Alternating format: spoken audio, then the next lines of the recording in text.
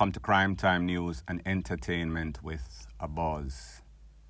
The video that you just saw at the start of this is of an incident, triple pie in a place called Seaford. Seaford is in St. Thomas. Based on the information, it is said that 3 men were standing at a taxi stand, 3 friends, 3 cumbalers, when 2 men approached them, blaze up all sorts of corn. The loud noises that you heard, that were the corn that were being discharged. You saw the 2 men that was running, and you saw the next man that was on a bicycle. It is said that at least 1 or those 3 men were the targets. And you heard the lady in the background, if you listen intently. You could hear the lady say, "Hold on, and a Yetti and Flexx that." So should in case you need to ask me, who were the intended targets? It would have been Yetti or Flexx, and also that next individual on the bicycle. Now, based on the information that I am getting from the Popo, it is said that all of this is because of some sorts of gang war reprisal. If you remember, on a couple of days ago, a young man, his name is JIGGY, he was taken out. I think he received at least 11 pieces. So therefore, they needed to get rid of him. It is said that he was probably walking along Blacksmith Lane when he was approached by some men. The men blazed him up, take for themselves. It is said that he had a tool, and the motive for them taking him away was because of said tool. Based on the information, it is said that the next man was also conned up. That man was taken in for questioning. That man is presently in the company of the Popo, meaning the custody. Based on what the Popo are surmising, there is going to be a big gang war breaking out. Now, people, if you know anything about C4, you know about Blacksmith Lane, those people have some enemies that they've been going back and forth at it. Am I saying that this is a Blacksmith Lane and the opposition war? No, but me just say.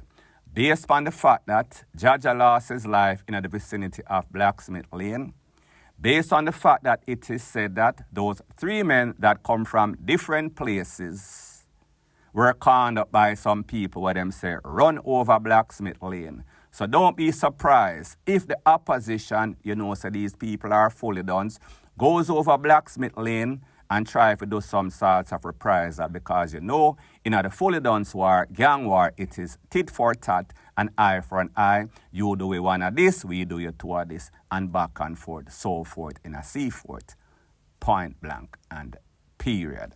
The St. Andrew North CIB is probing a mass shooting in Cassava Piece, St. Andrew. 6 people were shot, 2 fatally, during a drive-by at a bar in the area last evening. The deceased, a man and a woman, have not been identified. It's reported that patrons were at a bar playing dominoes sometime before 8 p.m. when the incident occurred. The police and military have increased their presence in the area. So the next thing that is popping in the news, it seems as if these mass pie up have become the norm rather than the exception. It seems as if these gangsters are no longer happy with taking away 1, pie up 1, 2, or 3. They are going for the masses, they are going for the numbers. It seems as if they are trying to outdo each other. What is even worse, it seems as if these people that live in these garrisons did not get the memo. Them never really read the notice board. Them not realize a certain area, RE, ghetto, garrison. If you fall into the criteria of a garrison, that means that maybe when night comes, you should not be outside playing any sorts of domino, load, or draft. You might draw double blank, meaning lose your life. So I'm going to explain for those of you knuckleheads that don't understand what a garrison is. If you live in a place in which you see the Popo or Corelli era, them have Popo, JCF, JDF, military posts set up in your place. If you live in a place where them have zinc fence and all sorts of shack, and a garrison does not necessarily mean zinc fence. You can have concrete wall also. If you live in a place and you hear say bottom lane don't like top lane, or over so don't like over here so, If you live in a place and you see the people them face screw up and you hear say, you know, say other one you do this, other one you do that, you fall into the category of being a garrison recipient or a garrison resident. And people, I understand that you might be bored, you might not have the amenities as in the AC, the cable or whatever it is.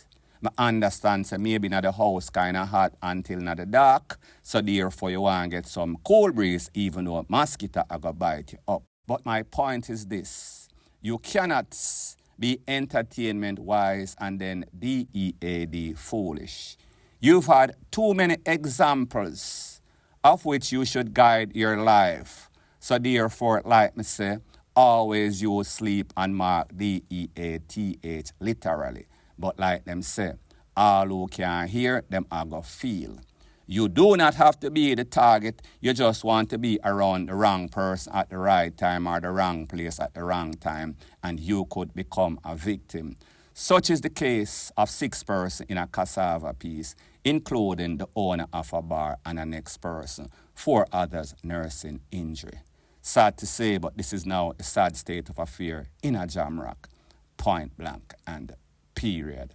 So the next thing that is popping in the news, it is called Badness for Dummies 101. The picture that you see on the screen is called a gun, if you did not know.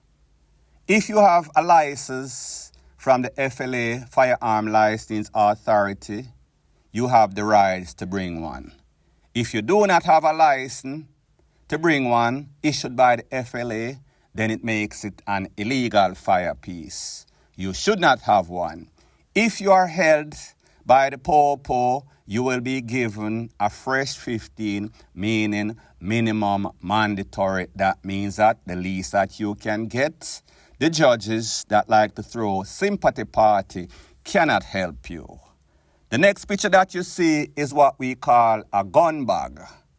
If you do not know, a gun bag is a person that loves gun. However, he does not have the skill sets. He does not fit the criteria to be any sorts of reputable gunman. And people, I am not glorifying any sorts of badness. Now, when you look at this man's face, it is a look of despair. It is a look of what the FUCK happened to me. How did I get myself in this predicament? People, I am going to explain. Pretty much, this man was entering a vehicle in the Trelawney-Falmouth area. It is said that while he was entering that vehicle, being a taxi, cabby them call it, the gun fell out of his waist. Unbeknown to him is that wall of eyes and bush of ears. That means somebody, when I watch him, somebody was looking at him, informer, spot him out like Spotterline. Him pick up the tool, tuck it back in him waist, jump in at the vehicle. That said person that saw him, called the popo. The popo got a description of the cab, chased down the cab, pull him over at the stoplight 4-way intersection in a Falmouth, search the vehicle and more specifically search him and found said tool. Now people, I don't know if it is because of this hip-hop style, this chopper style where the pants is sagging. However, if you are a chopper and you have a tool, maybe you should not want your pants to sag. Maybe you might want to have on one of those tight Versace or Gucci belts, so your tool is properly tucked in your waist, so tight that it even scars you. How would I know this? A little birdie tells me or told me. So people, me just say, this man being a gun bag was caught with a gun in a Falmouth and now he is facing 15 fresh years minimum mandatory. Moral of the story is this: getting where you fit in. It is not everybody that is built for the badness. No glorification or justification for the badness, but me just say, a gun bag is a gun bag. He holds, he keeps gun. However, he should not be sporting any sorts of tool under no circumstance. Point blank and period. So the next thing that is popping in the news, it is called the choppers are here, and I mean it literally. Now we know that Jamaica and the scammer, the shammer them, they are out and about. However, it seems as if they found a new innovative way, where before they were actually chopping the line of Americans online. I mean that literally they are chopping Americans online. It seems as if these choppers found some new innovative, well, I am not going to say more innovative, I am going to say they took it back to the basics. Based on information that I am getting, it is said that the LOG Plaza, which is located in a Spanish town, a man walked into the ATM dressed as an employee of the NCB, meaning National Commercial Bank. He closed the door. While he was there, he was actually chopping the ATM machine, meaning taking it apart, meaning prying the doors. When he left, closed the door, the next person that went in, the machine was in a shambles. There was no source of cash. They called the po-po. That man was too long gone.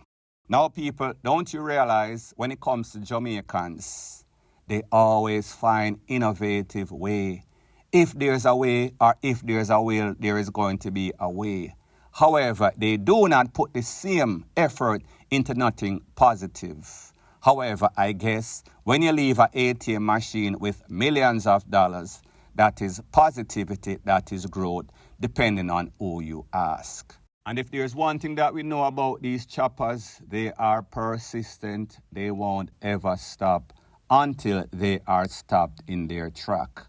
But because Jamaica is such a place where it seems as if investigation is non-existent, these people know, say, even if them going at the machine and the people see them face, even though it might be ski mask up and hat and all sorts of hoodie over them heads, they know that once they leave the scene of a crime, chances are, even if they get arrested, it is not going anywhere. They are probably going to get a slap on the wrist. Them never use any sorts of tool, and them get to scot-free as far as they are concerned. So therefore, whenever they do the risk analysis, the pros and the cons, them say to themselves, well, me could stay home and broke. Me go in at the people in place and broke the machine. Now I am no longer broke. Point blank and period. So anyways, people, thanks once again for checking out my video. If you appreciate videos like these, please show your appreciation by liking, commenting, sharing and subscribing to my channel. That is how YouTube promotes videos like these to like-minded, sensible persons like yourself. And last but not least, please subscribe to my next channel. It is called Jamaica Dancehall Source. I'll be pinning the link to that channel in the description of this video. Bless up.